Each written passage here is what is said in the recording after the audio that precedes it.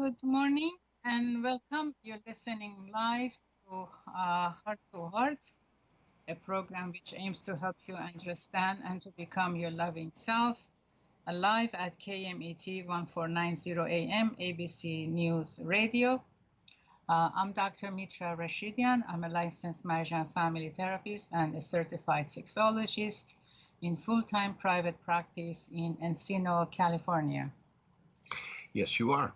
And I am Dr. Robert Jaffe, also a licensed marriage and family therapist, certified hypnotherapist, and I'm here with my best friend, my business partner, my colleague, and we're here to share with you some of what we've learned over many, many years of study and practice.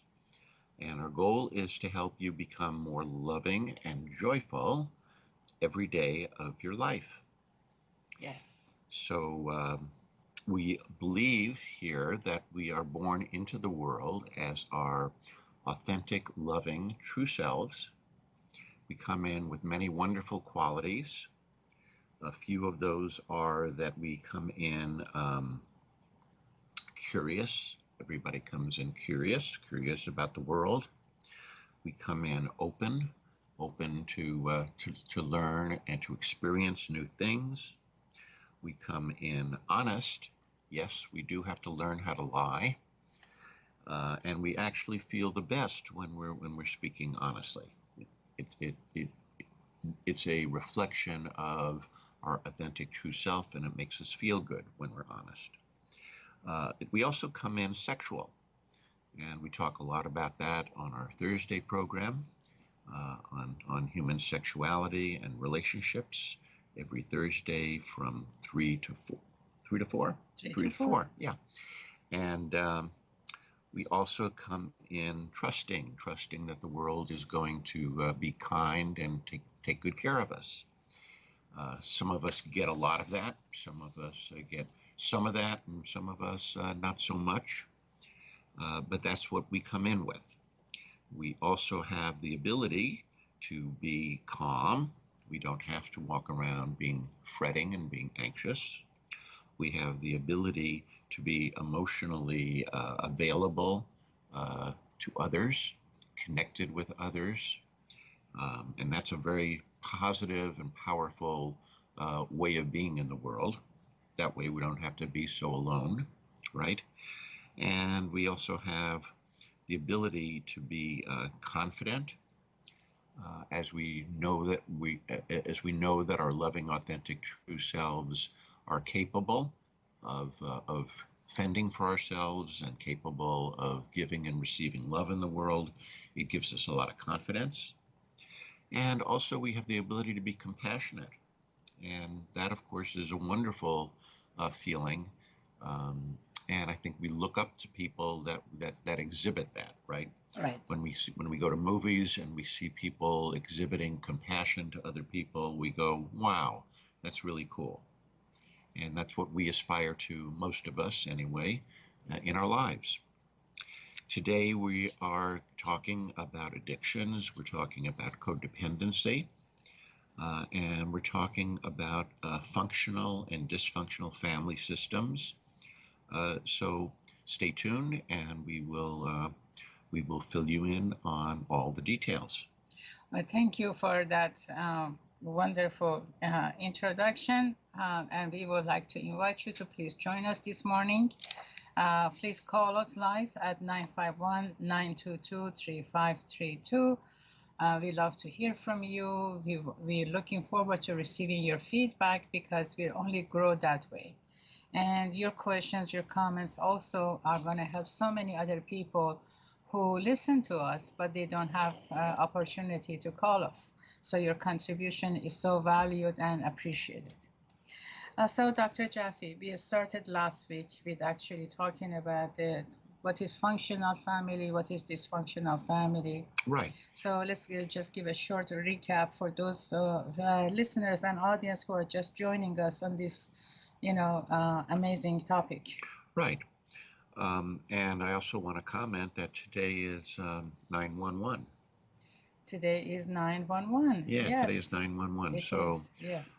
we want to let everybody know who lived through 911, the attack on the United States, that we send our hearts out and our thoughts, and even though it's a tried and true statement, thoughts and prayers to everyone who is impacted by that, and then we send love, and hopefully that won't happen ever again.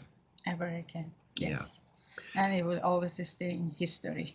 It'll always stay in our history. Yes. Yes. So we're talking today about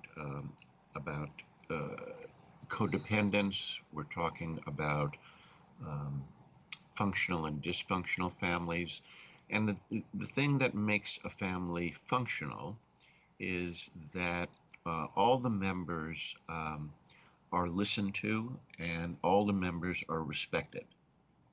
And that includes the 2-year-old, that includes the 1-year-old, that includes the 10-year-old, that includes the 15-year-old. Doesn't matter the age of the participants, they are all human beings, and they all deserve to be listened to and understood and respected. I like to add to it, and Sure. also the gender of each family member, because in certain cultures, there is more attention paid to boys than to girls. Correct.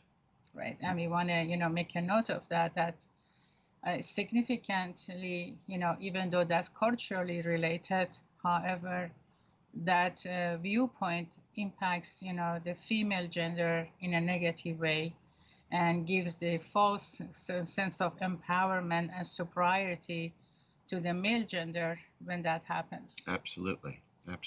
Right, which is kind of sets the foundation for how these type of children interact, in society and form their relationships. Of course, yeah. Just as when any member of the family is disfavored or favored. Right. Right. And of course, part of what happens in a dysfunctional family is that one of the members, it's usually a child, is compared. They're compared negatively or positively to one of their siblings, which makes the sibling feel either better than or less than. And we talk also in this program about the ego and the spirit, right? Right. And the ego is that part of us that is mostly concerned with physical survival. And then when physical survival is not really an issue, the ego, not one to be left out, transfers its attention to what we'll call emotional survival, meaning that my feelings are more important than your feelings. Right. And so the ego is always comparing and always wants to be winning. So the person who's mostly involved in comparing and making themselves feel better than another person and always wants to win is ego driven. And what's the other possibility if we're not ego driven? We are heart or soul driven, right? And the heart or the soul doesn't really care too much about winning. The heart or the soul doesn't care about making comparisons. The heart or the soul simply cares about feeling compassion, feeling love, and feeling connection with everybody else. And when we're heart or soul driven, those are the people that we generally admire. People who have a great amount of compassion for others. Mother Teresa comes to mind. Somebody, who looks at the world and says, "I'm not better than you. I'm here just to help you." Like Gandhi. Like Gandhi, yeah. And of course, many others. So, in a functional family, everybody is respected. Everybody is treated as though their feelings and their thoughts matter. And That's not to say that everybody gets an equal vote, because the children are still children, and the father and mother are still the caretakers, and they still have to set the boundaries for the children. But that doesn't mean that they get to be mean to the children, or I'm going to say authoritarian with the children. They can allow the children to express themselves. They can allow the children to have their feelings, and that's not to say that they can't set boundaries as to behavior. But behavior is seen as an expression of the child's emotions, not whether the child is good or bad. So when a child expresses a negative behavior in a functional family, the caretakers, usually the parents, are able to differentiate to the child that that's a piece of behavior, but it's not you.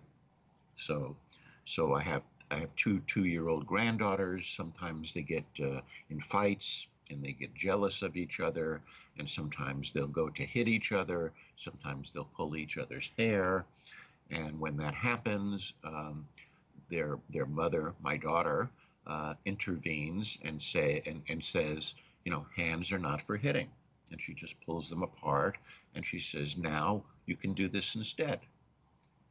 And it doesn't feel good. It's an owie when you pull somebody's hair. That doesn't feel good.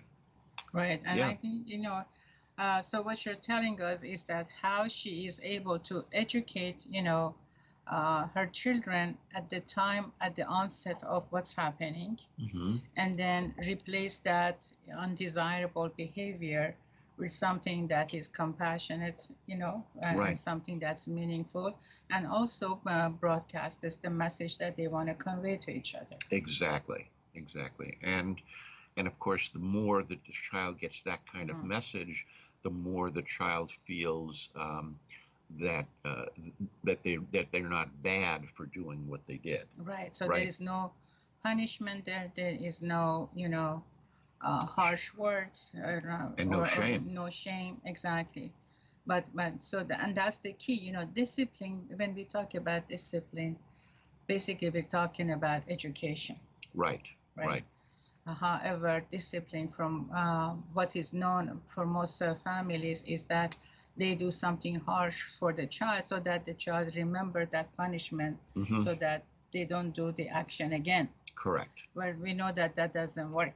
Well, we know now that it doesn't work. It doesn't work. However, most people don't know that. Right. I'm going to say most people still don't know that, and we're here to help educate people and let them know that punishment only works in the very short term, and usually creates within the person who's punished a feeling of that they're bad, which gives them shame. And it also seconds. And it also creates within that person usually a feeling of wanting to get back at the person who's punishing them. So what they want revenge. Exactly. So we are at our commercial break time. We just got the notice, and we're going to continue with this very most important topic of how families are right after our commercial break. Please join us. See you soon.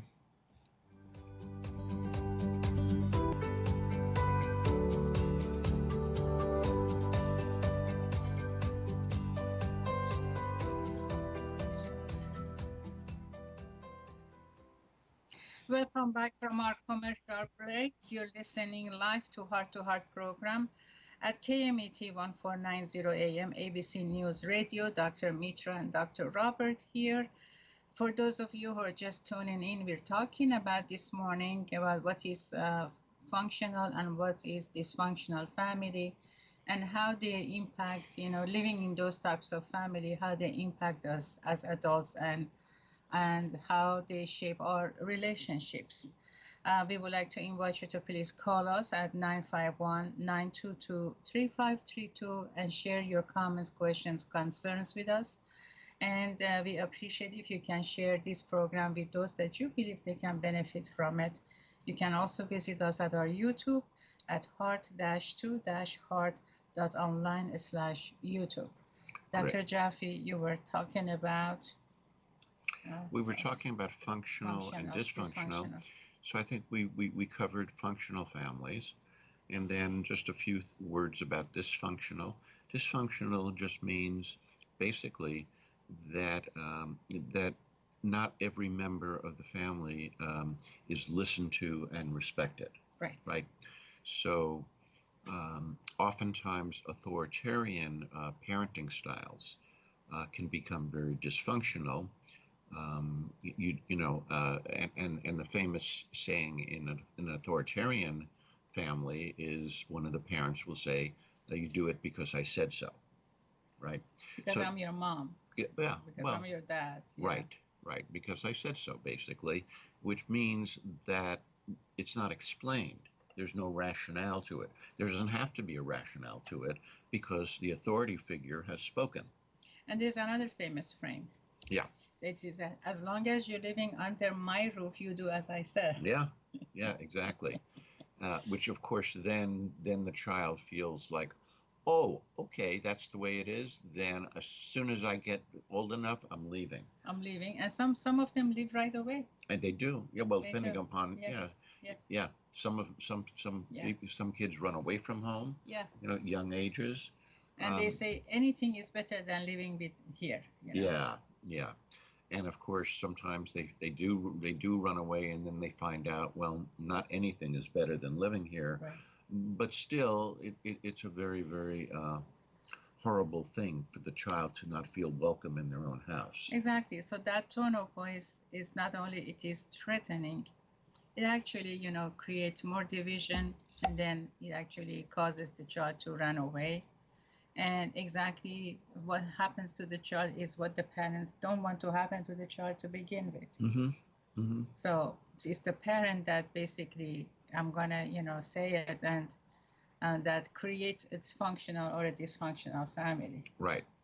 So then parents often say, well, I'm not going to become friends with my kid because I'm not his friend. I'm his mother or I'm his father. And usually when people say that to me, I say, well, you're not going to be his friend in that you are his same age and thinking in the same way, but that doesn't stop you from being friendly. Right. And leading through example. And that's, of course, what we try to teach people in therapy, is that the parents may say a number of things to the child, but the way the parents behave is going to be the major way that they're communicating with the child, right? Exactly, yes. Yeah. So dysfunctional means that the feelings and thoughts of everybody in the family are not taken seriously, and usually there's an authoritarian stance. Dysfunctional can also be that one or both of the parents are addicted. They can be addicted to alcohol. They can be addicted to legal or illegal drugs. And they can also be addicted to work. Right. So what does it mean to be addicted to work? It means that you're more comfortable in a work environment than you are in your home environment. And that's because in the work environment, you don't have to feel much. You just go from one task to the next without engaging your emotions. And at home, it's required that you be, in order to be a good role model and a good parent, you have to engage your own emotions, and you have to understand your own emotions and the impact that it has on your kids. So that's basically it. Now, last week we talked about codependency and the different roles. And what codependency is usually comes from people who come from dysfunctional family systems. And in a dysfunctional family, we just talked about, not everybody is treated respectfully or lovingly. And so how do you get your needs met if you're a child in the dysfunctional family? And you usually adopt different roles in order to get your needs met. We talked last week about rescuers and fixers. and then briefly they learn to take care of others at the expense of taking care of themselves. So a young child then may see that the parent is, or if the parent, for example, is an alcoholic, and the parent, drinks too much and then can't get up to go to work in the morning, the child will begin to parent that parent, and the child will do things for that parent, make the parent food, make the parent comfortable. Sometimes even call in at work, or the other spouse will call in at work to make an excuse for the parent who got drunk. So that's a rescuer or a fixer. And then those roles, of course, can last throughout the person's lifetime. And all of these roles come from dysfunctional family systems, can be reduced and eliminated if the person is willing to understand what happened and then do the exploration of going through all of the thoughts and feelings around what happened to them in order to come to different conclusions and create new habits of behaviors. And that's the goal, really, of all good psychotherapy, is to have people reevaluate the things that are working for them and not working for them, and that's that. Mm-hmm. And then the other thing that we talked about last week was people pleasers, right? And the people pleaser generally doesn't have healthy boundaries, and would usually rather acquiesce and agree with other people, even if it's not in their best interest to do so. And so, yeah, an example is that we say, "What would you like for lunch?" Or anything's fine. exactly, exactly, perfect. Yeah, that's a good example. Whatever you have, I have some. Right, right. I mean, if that happens all the time, I mean, there are occasions that we all say that. It doesn't mean that when we say that we are all codependent, but Right. when it just becomes a habit, and when it becomes, there are people that they absolutely have no awareness about what they want, and they just follow and they just agree. Mm-hmm. Right. Yeah, exactly. So these roles, and I want to comment again that part of what we're talking about today comes from what I would call the Bible of codependence. It was a book written, I think, in the 90s, but it's still very, very valid and very important. It's called Codependence: Healing the Human Condition, and it's by Charles Whitfield, MD, and the subtitle is A New Paradigm for Helping Professionals and People in Recovery. So that's what we're working on right now. And he labels 15 different ways in which people can become codependent. And right now we're talking about the different roles that people take, and what are the 15 ways. So those were two of them. And the third one, I think, that we talked about last week was overachievers. And people who are overachievers, why are they overachieving? They're overachieving in order to fill up the emptiness Mm-hmm. that they're carrying inside of them, and that emptiness comes from not being able to be their loving, authentic, true selves in the home that they grew up in, because it wasn't safe, because if you express your true feelings, you get in trouble. So these are all offshoots of what happens to people. And so therefore, if I'm an overachiever and I bring in all A's, I minimize the chance of any criticism, right? And if I become very good at everything, then I minimize the chance of criticism. Nobody can criticize me because there's no room to enter. Right. There's nothing wrong. There's no flaws. Right. I actually shared that part with one of my clients last week, and up to that point, he even didn't want to see it. Mm-hmm. That how his overachieving behavior comes from his codependency. Mm. And it was just a eye-opening moment, and we still are processing that. Right. Well, yeah. And when you say they don't want to see it, say more about why not. But they're not aware of it. They think that this is how life is set to be for them, that they have to achieve, that they have to go higher. There is no limit for how much they can become successful, or how much money they can make. One of the things that comes to play here is how we send resumes out. People the employers want to see somebody who's aggressive, multitasking, etc., etc., right? Yeah. So and then somebody with high ego, aggressive, no. So we process this. What exactly high ego means? Means you're more fearful, you're more, Yeah. That's what exactly You're driven. it means. You're driven. So when we say aggressive by dictionary definition is somebody who's violent, So we see that if we look at the reality of those words and expressions and points, or whatever we want to call them, they actually have the opposite meaning. Right? But how interesting it is that people, when they say, oh, this guy is, has such a high ego, is aggressive, is multitasking, we know today that multitasking actually is not a good thing for brain, and brain is not able to do multitasking, but we force ourselves to do that. Right. So we see that just these three, letters of introduction to describe somebody is actually we're describing a dysfunctional person. Sometimes, yeah, absolutely. Right. Yeah. So, and then he always was, proud of himself for being high ego, aggressive, multitasking, making things happen for himself one after another, and there is no end to that. Right. Only to realize he's just working against himself. Right. Right. Absolutely. Right. Yeah. Yeah. Thank you. That was good. My pleasure. So we were just talking about overachievers, and then from overachievers we can go into perfectionists. Right. Right. Which that follows. That follows. Right. Yeah. Automatically. Right.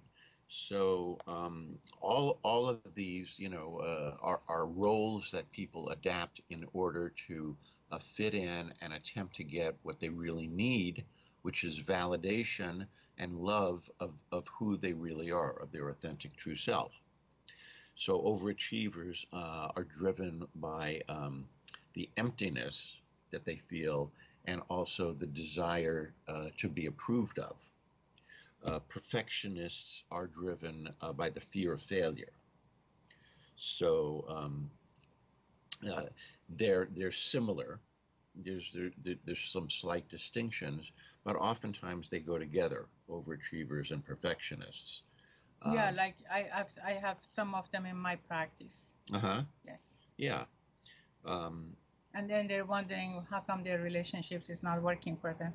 Right. And so what I try to do when somebody is a perfectionist is to help them understand that there's a distinction between being perfect and striving for excellence. So when you strive for excellence, that means that you accept that you're never going to be perfect, but you always are wanting to be as good as you can be. And, well, yeah. and sometimes your best is not as good at other times. We all have different energies, right? Right. So we have something called personal growth, and we have something called perfectionist. Right. Right. So these two are different from each other. And just because we want to grow as a person, and holistically we want to grow as a person, it doesn't mean that we are all perfectionists. But those who are perfectionists, that's not a growth. Right. That's an attitude. Correct. Yeah. And again, it's the motivation right. is the key, because if the motivation is to try to make up for that lost true self part of us, or if that motivation is a fear of failure, then anything that's fear driven is going to not give you the kind of energy that empowers you. So fear is something that we need in order for survival, but it's not something that serves us on a daily basis to help us to be our best selves. So our goal, I think your goal and my goal, is to help people move out of ego as much as they can. Not that we can ever do away with it, we never will, but to move out of it, which is basically around fear, and into spirit, which is basically around connection and love. Right. Yeah. So I think that's what we did last week, and we've caught up. Uh, the next one that I'd like to talk about is victims. Mm-hmm. Okay, Oh, so that's a big one. it's a big 30 one. seconds. Yeah, yeah. And we're going to have we're just got the notice that we only have a few more seconds. So when we come back, we're going to talk about people who see themselves as victims and make themselves into victims, and why they do that, and what can be done about it. Sounds great. And so please join us in a short few minutes, 3 minutes. We see you back in here. See you soon.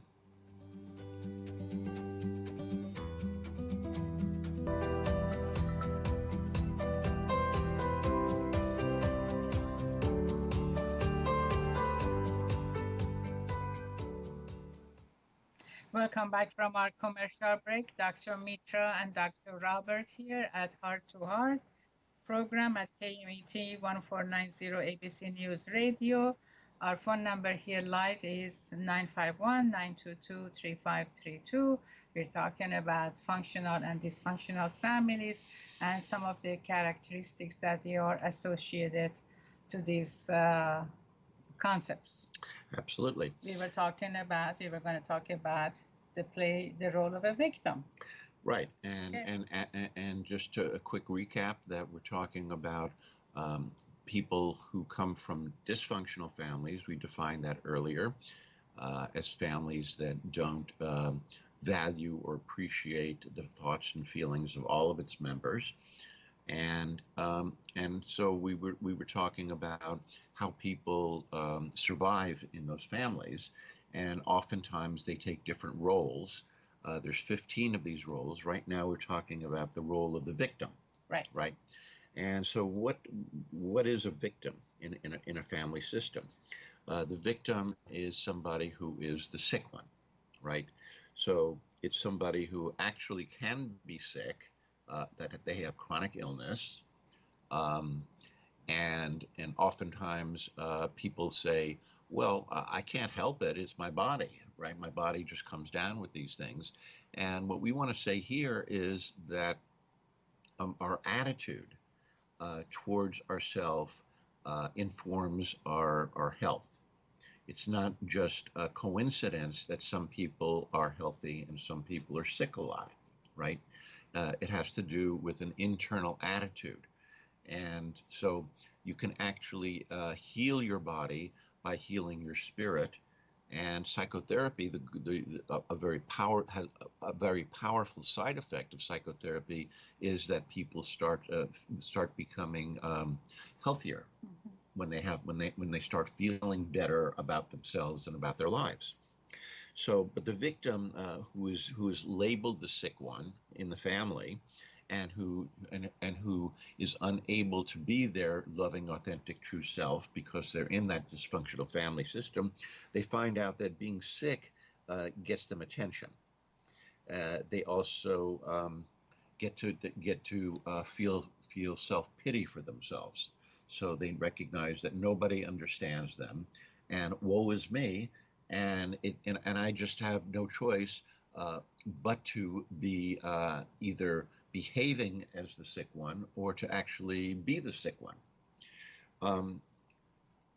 And often people like this will try to get other people's pity as well. So a lot of what they will talk about is how badly things are for them in their life, why those things are bad, and also why those things are bad and not their fault, right? And so oftentimes as adults, they're unaware that that was the role that they played in childhood, but they continue to play that role in adulthood. Exactly. Yeah. And then so they have all these problems.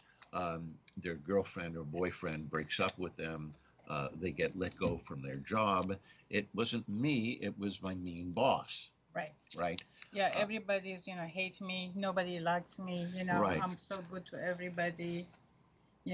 People don't understand me, Yeah, there's a song like that. It goes, nobody likes me, everybody hates me. I think I'll eat a worm. Fat ones, short ones, tall ones, skinny ones, big old juicy worms. So, uh, anyway, there are also people who usually do not get help for themselves, um, and and they don't get help for themselves because subconsciously they believe that it's not them. Mm-hmm. They believe that sort of like the world is out to get them, and the world is going to get them.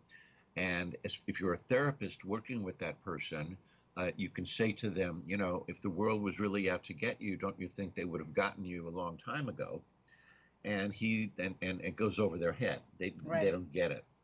So they enjoy telling their story, their story of woe, and it can be not just one story; it can be 1,000 stories of how the world has mistreated them. Right.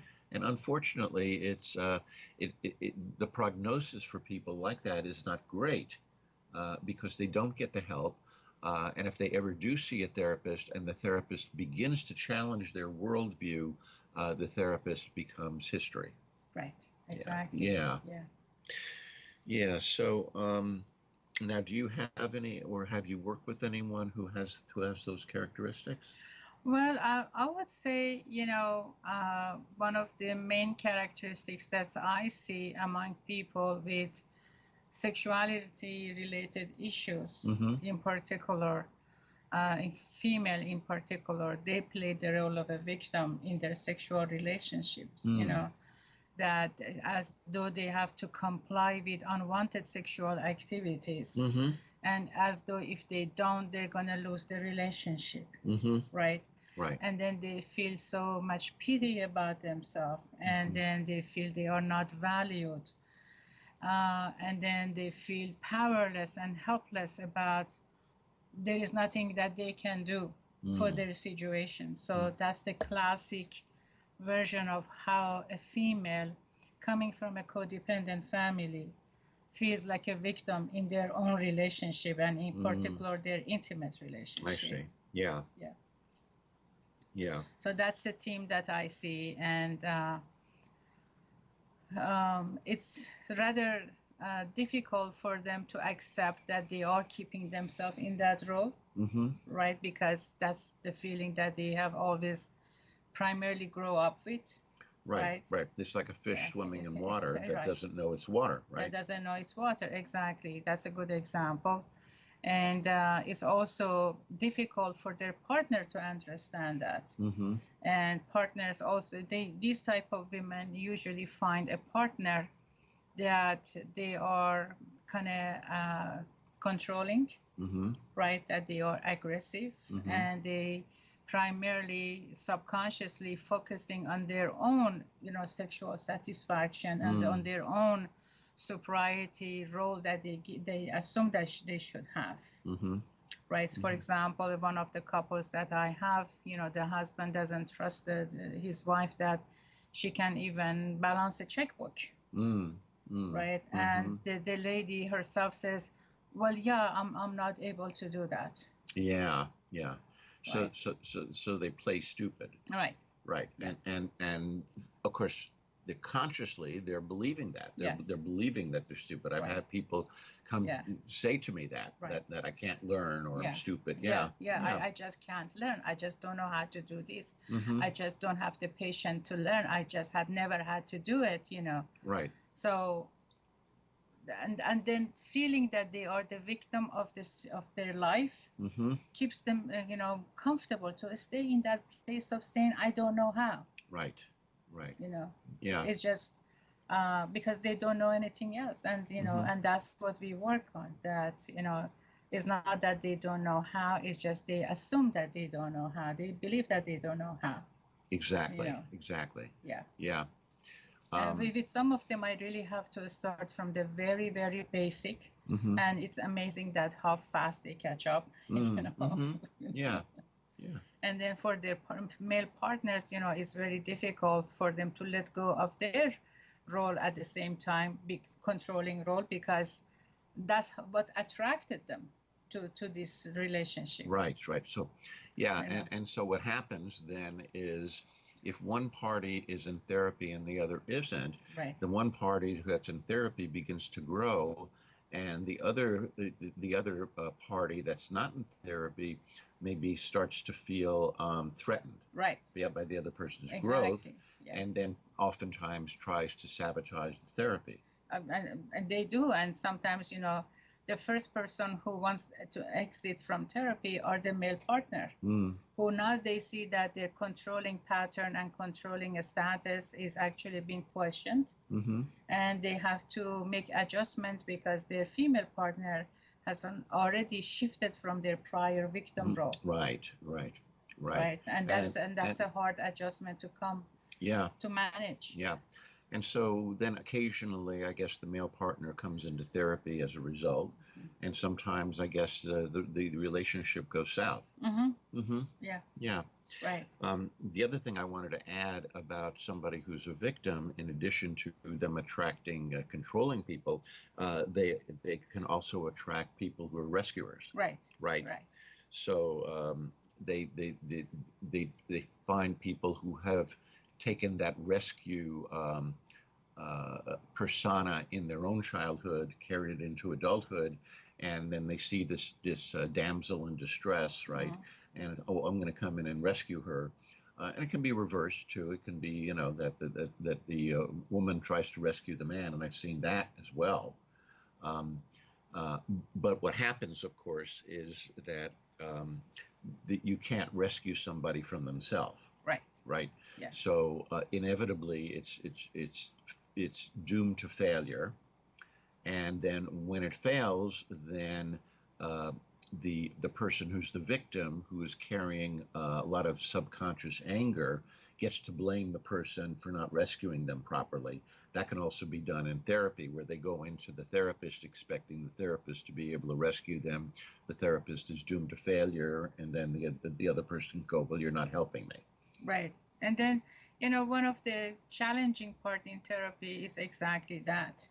When the two people who were so not able to look at their reality, their true, role that they have, and now suddenly they become aware.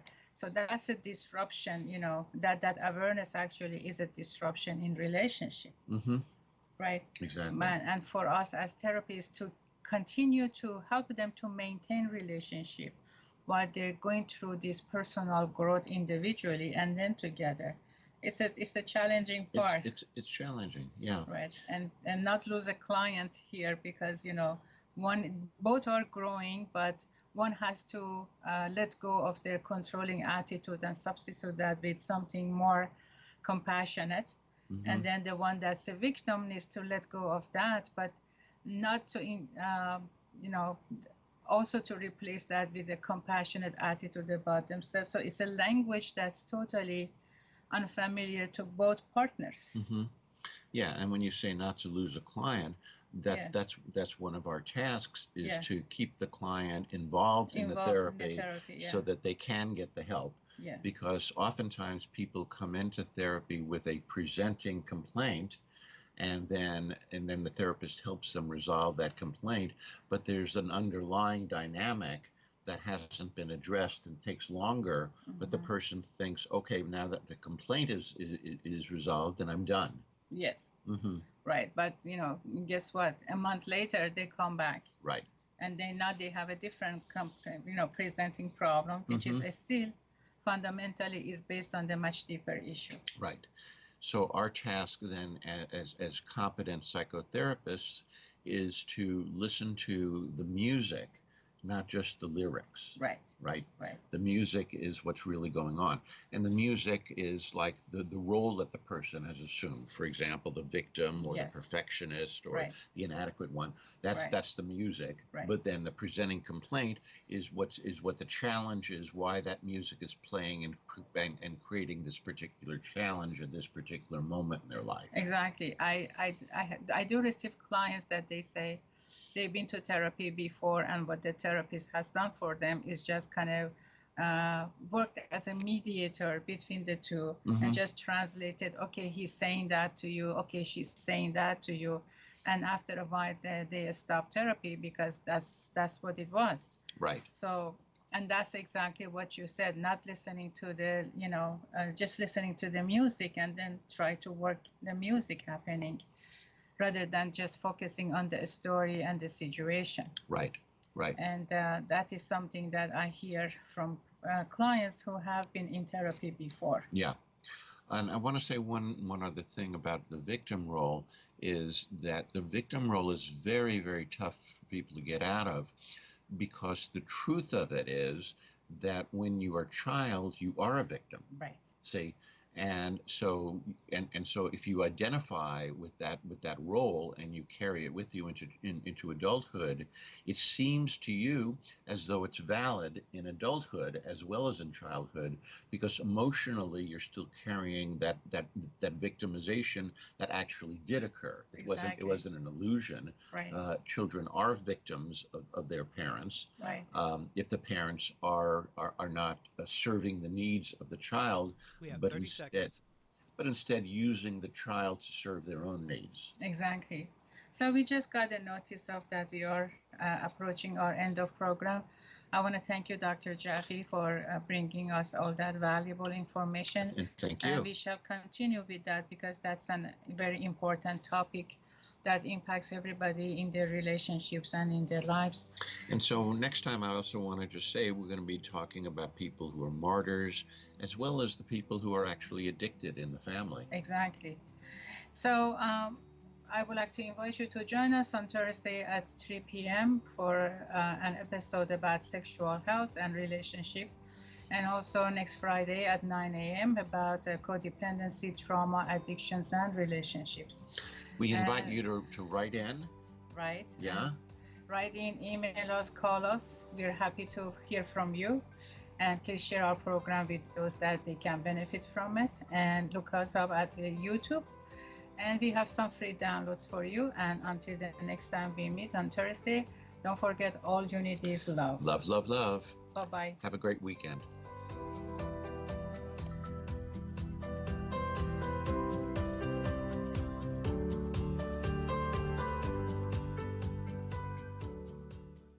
KMET, Banning, Beaumont, Redlands, and Palm Springs.